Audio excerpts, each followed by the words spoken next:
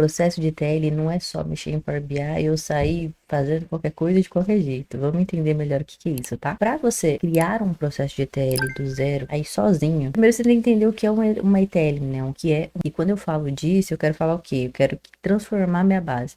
Toda vez que você pega uma base ou alguma coisa bruta e transforma isso, o próprio nome já diz, né? Tipo ETL, então é extract, transform e load. Quer dizer o quê?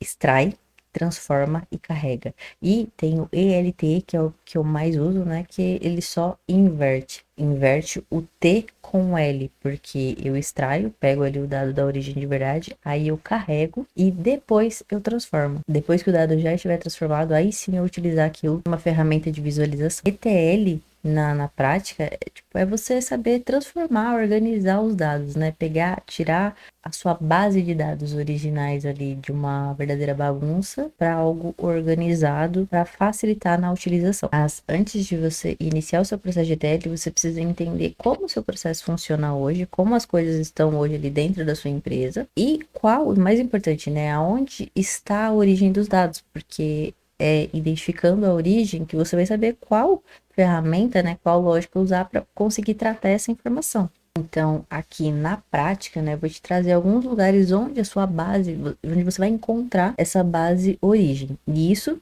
quem tá falando é uma analista de dados com mais de 8 anos de experiência na área. Então, eu vivi isso em várias empresas e vários segmentos diferentes, tá? Então, eu sei o que eu tô te falando. Quando você entrar numa empresa, normalmente esses dados, né, essas origens das informações, elas vão estar ou no Excel, e a maioria das vezes é um Excel, ou pode estar ali também num CSV, porque provavelmente a pessoa que utiliza essa informação, ela exporta esse dado de algum lugar, então ele vai vir ali no formato em CSV. A gente já pode ter esses dados dentro de um banco de dados, então às vezes isso está num lugar que não tem nem um banco de dados ali, mas pode ter sim, tá?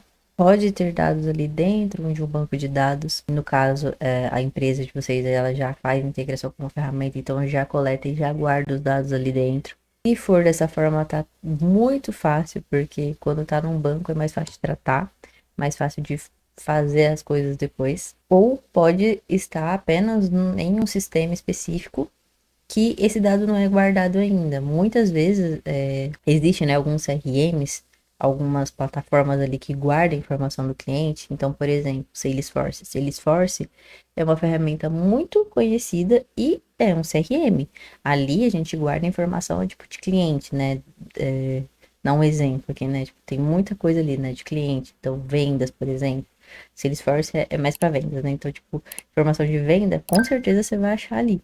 E aí, como que faz para poder pegar essas informações do Salesforce? Normalmente, ou a gente vai ali no botãozinho exporta, né? Ou a gente pode conectar também. Tem a API, né? Que aí a gente vai utilizar a API para poder ligar ali, né? E fazer a leitura, né?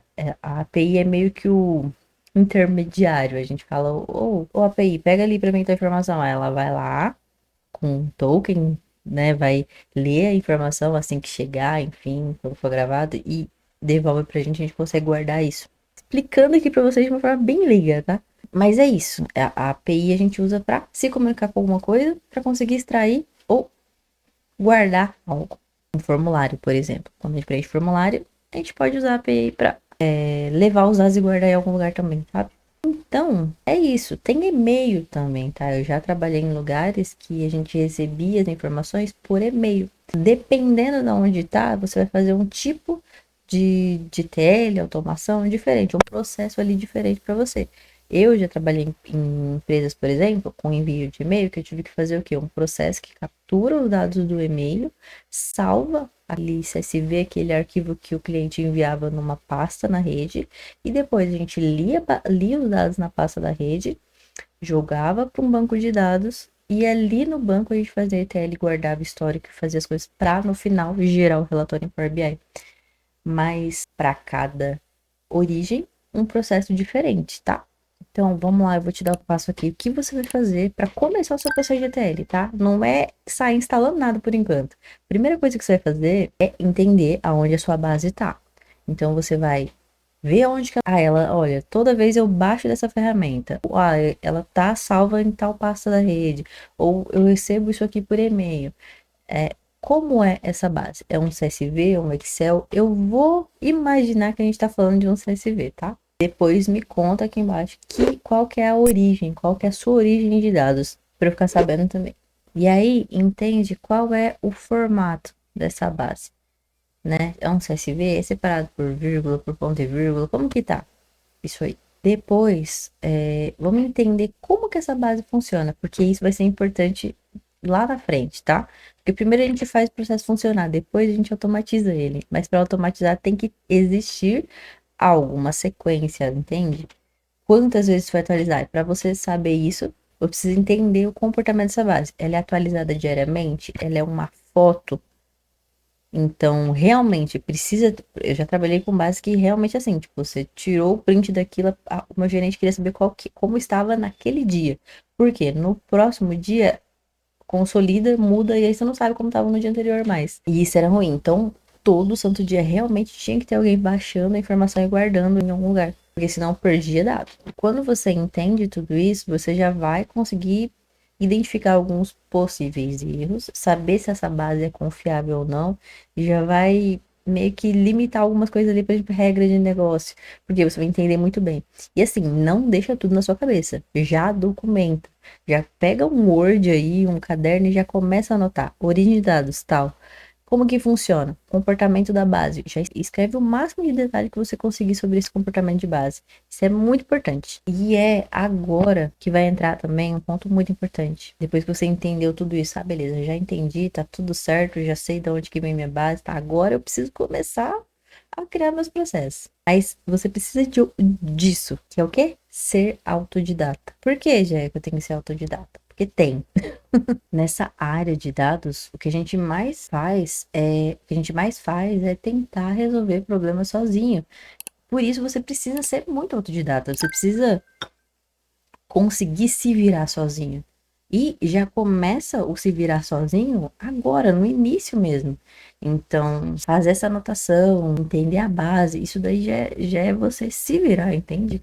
Vira, dá os seus pulos e começa a fazer tudo o que eu sei hoje, eu tive que aprender sozinha. Eu tive uma pessoa que me orientou, que falou, ó, é bom fazer, tal ferramenta faz isso, é bom você aprender aquilo. Mas o aprender, eu que tive.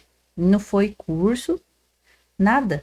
Para falar que eu não comprei curso, eu comprei muito cursinho da Udemy. Mas eu tive que me virar e aprender e assistir tutorial e fazer, e foi fácil? Não, não foi fácil. Foi bem complicado, difícil, deu um trabalhinho do caramba. Mas eu fiz. Então, assim, não é fácil, mas também não é impossível, né? É só você se esforçar no pouco tempo que você tem para começar a aprender as coisas devagarzinho. Então, antes de pensar em dashboard, ETL, automação, e encher sua cabeça, meu Deus, é muito difícil ser um analista de dados, é muito difícil fazer, né, criar esses processos. Começa pelo básico. Entende como é o processo hoje aí do seu lado, né? O que você tem aí? Como que funciona? Você já tem um banco de dados?